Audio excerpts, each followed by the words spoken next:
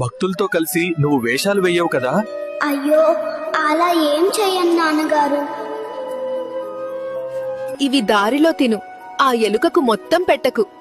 సరే అమ్మా. అల్లుడు, నిన్ను ఇబ్బంది పెట్టిన వాళ్ళ లిస్ట్ రెడీ చెయ్యి, చెప్తా. పర్లేదు మామయ్య, నేను చూసుకుంటాను. నాన్న, ఇదిగో, ఇవి దారి ఖర్చులకి ఉంచుకో. సరే అత్తయ్య. జాగ్రత్తగా ఉండు. నెక్స్ట్ మంత్ నేను వస్తున్నా అని చెప్పు వాళ్ళకి.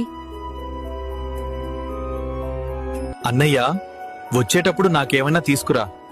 వాళ్ళ కోరికల లిస్టు తెస్తాలే, కలిసి తిరుద్దాం. ఏరా, బ్యాగ్ సర్దావా? సర్దేసా బాసు. వచ్చేస్తున్నా ఫ్రెండ్స్, ఇక 11 రోజులు గుమ్మేద్దాం. మా అబ్బాయి పుట్టినరోజు సందర్భంగా మీరు జరుపుకుంటున్న పండుగ చాలా బాగుంది. అలాగే మీరు కూడా జాగ్రత్తగా ఉండి ఆనందంగా ఈరోజు జరుపుకోండి.